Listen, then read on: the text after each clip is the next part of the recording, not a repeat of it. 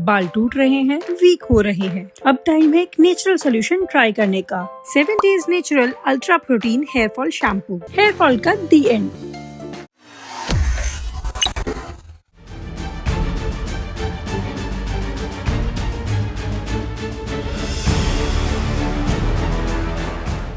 पश्चिम बंगाल के मुर्शिदाबाद में जारी हिंसा और सुप्रीम कोर्ट पर हो रही बयानबाजी के बीच पश्चिम बंगाल में राष्ट्रपति शासन की मांग वाली याचिका पर सुनवाई हुई।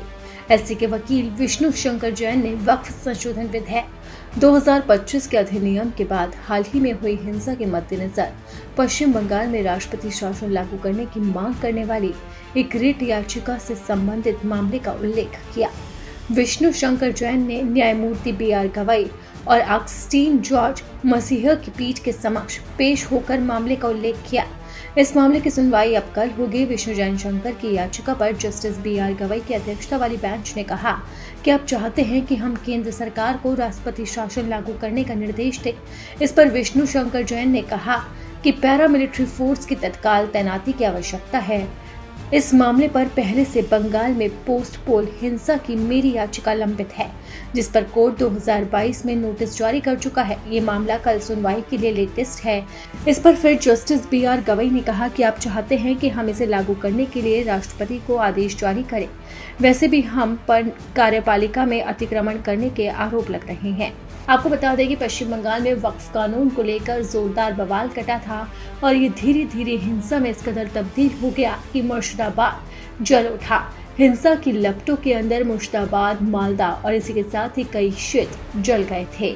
गाड़ियों को आग लगा दी गई थी, घरों में तोड़फोड़ की गई, दुकानों से सामान लूटा गया, यहाँ तक कि लड़कियों के साथ दुर्व्यवहार भी किया गया। वहां पर लोगों का रो रो कर बुरा हाल है। इसी बीच राज्यपाल बोस ने भी वहां का दौरा किया और पीड़ितों से मुलाकात की थी। इस हिंसा में 3 लोगों की जान भी चली गई। बोस ने कहा कि हम निर्दोष लोगों के परिवारों के लिए साथ में खड़े हैं और उन्हें इंसाफ दिलाकर ही रहेंगे। इसी के साथ उन्होंने कहा कि मैंने मुर्शिदाबाद का दौरा किया है और अब ये रिपोर्ट मैं केंद्र सरकार को सौंपूंगा। इसी बीच बीजेपी लगातार ममता सरकार पर हमलावर हो रही है और लगातार पश्चिम बंगाल के अंदर राष्ट्रपति शासन लगाने की मांग की जा रही है। हालांकि TMC का कहना है कि यह हिंसा बीजेपी की वजह से भड़की है। बीजेपी वालों ने ही यहां पर दंगा फैलाया है।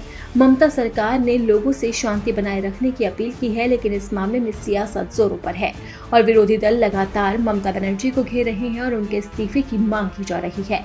इसी के साथ ही बंगाल में राष्ट्रपति शासन लागू करने की भी मांग अब जोरों पर है और ये मामला अब सुप्रीम कोर्ट भी पहुंच गया है, जिस पर कल अहम सुनवाई होने वाली है। अब देखना होगा कि बंगाल में राष्ट्रपति शासन वाली याचिका पर सुप्रीम कोर्ट क्या फैसला सुनाता है।